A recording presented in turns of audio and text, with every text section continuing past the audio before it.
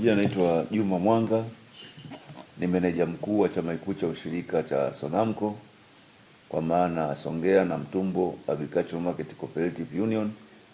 Sisi ndio chama kikuu pekee ambacho kinachoratibu na kusimamia masoko ya zao la tumbaku katika mkoa wa Ruvuma.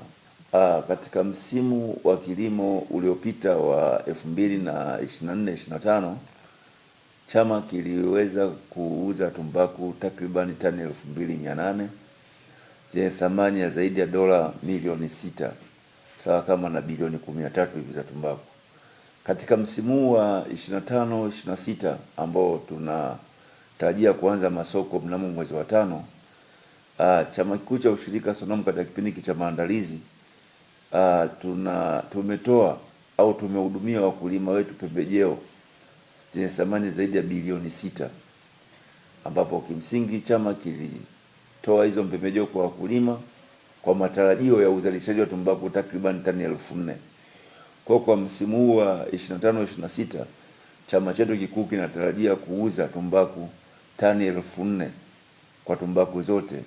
Tumewakopesha wakulima pembejeo za mbolea, tumewakopesha madawa, tumewakopesha jafafa zaidi ya bilioni 6 kwa wakulima, ambao tunatarajia kuzirudisha hizo kipindi cha ununuzi wa masoko ya tumbaku utakapokuwa umeanza. Kama chama, jambo la kwanza tulichokuwa tumebaini baada ya kujadili kuifanyia tathmini ya kina masoko yaliyopita, tuligundua kulikuwa kuna changamoto kubwa ya wakulima kuweza kufikisha malengo ya kile ambacho wanatakiwa kuzalisha.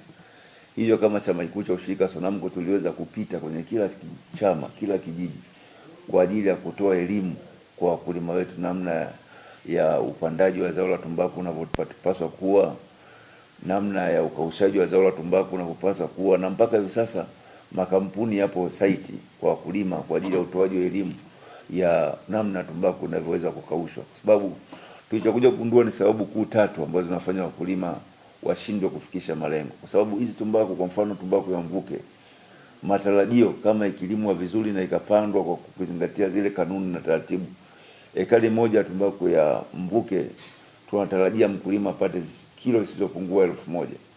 Lakini baada ya kupita kwa wakulima kwenda kufanya tafiti, tukaona katika hali halisi wakulima kwenye eka moja wanapata kilo 400, 500 na mpaka wengine wanapata kilo 300.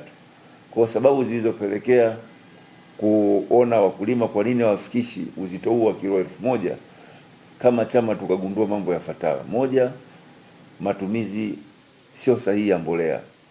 Wakulima wanachukua mbolea za tumbaku, hawazipeleki zote kwenye tumbaku, wanapeleka kwenye mazao mengine kama mahindi. Na kitaalamu tunasema mfuko mmoja wa mbolea NPK ukiweka kwenye mmea vizuri inakupatia kilo 200. Kwa hiyo mifuko 4 kilo 800 ya NPK. Kwa hiyo keni moja maana yake itakuwa kilo 1000. Kwa hiyo upungufu wa aina yote wa mbolea katika mmea unachangia kuweza kufanya mkulima apate mazao machache, yani kilo ziwe chache katika uvunaji wake.